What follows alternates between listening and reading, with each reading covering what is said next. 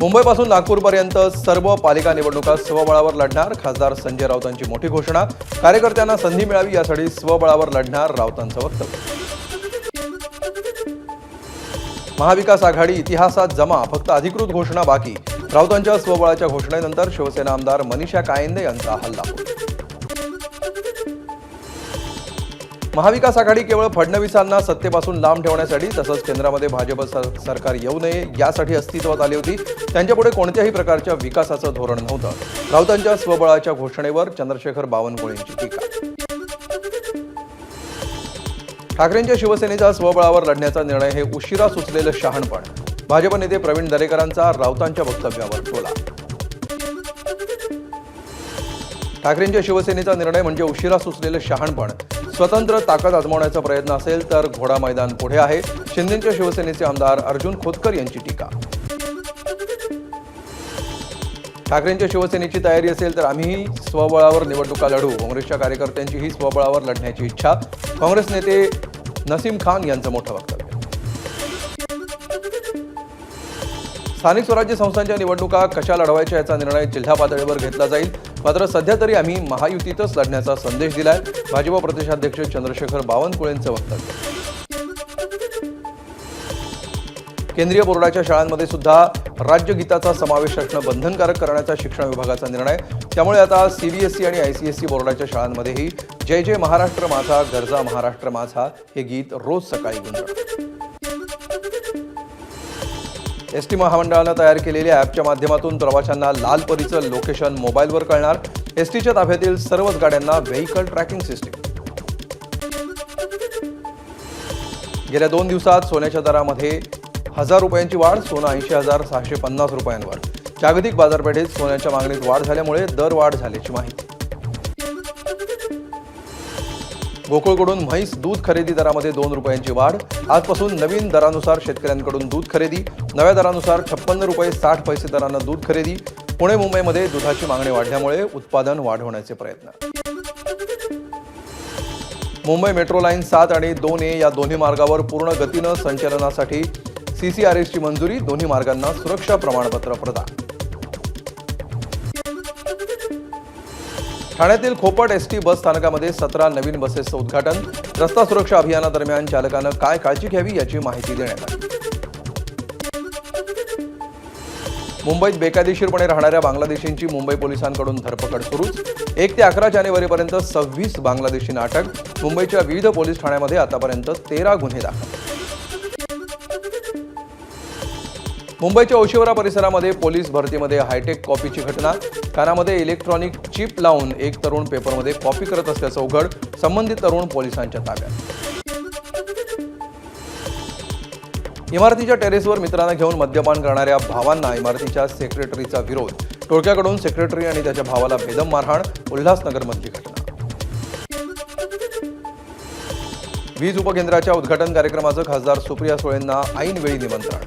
पत्राद्वारे मुख्यमंत्र्यांकडे व्यक्त केली नाराजी. लोकप्रतिनिधींना निमंत्रण पाठवताना योग्य तो प्रोटोकॉल पाळला जावा, सुळेंची पत्रातून मागणी.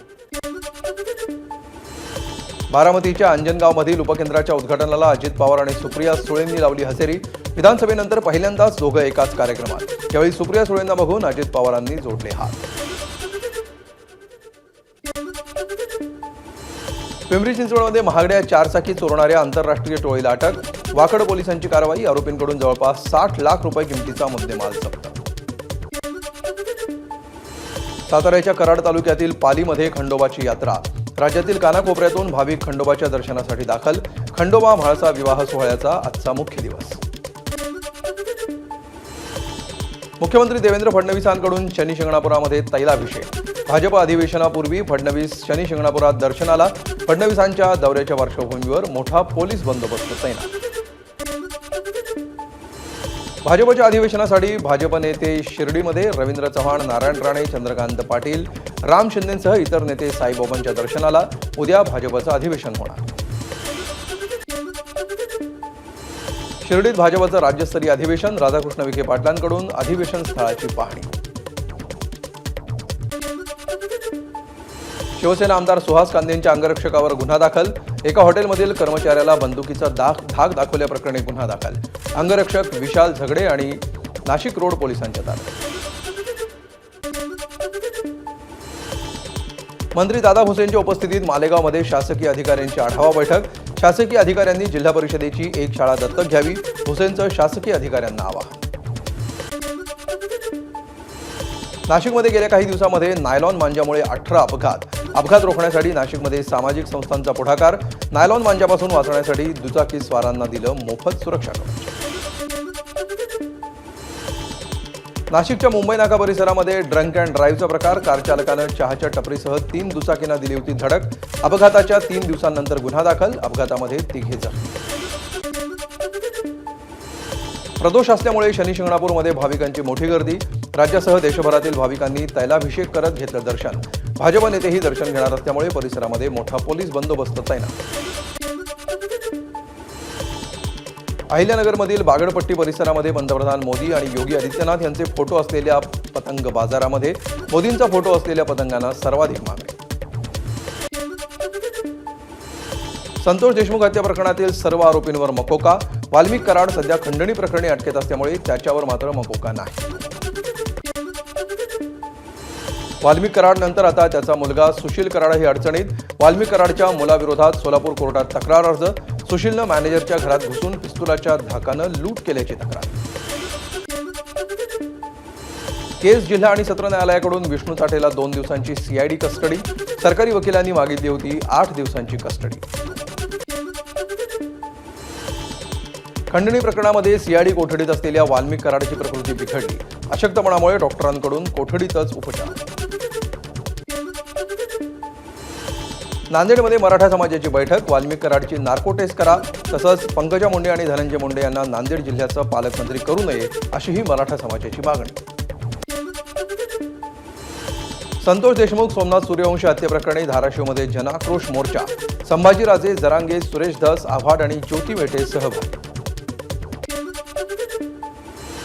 धाराशिवमधील जनाक्रोश मोर्चानंतर संतोष देशमुखांची मुलगी वैभवीचं जिल्हाधिकाऱ्यांना निवेदन. संतोष देशमुखांना न्याय देण्याची निवेदनातून मागणी.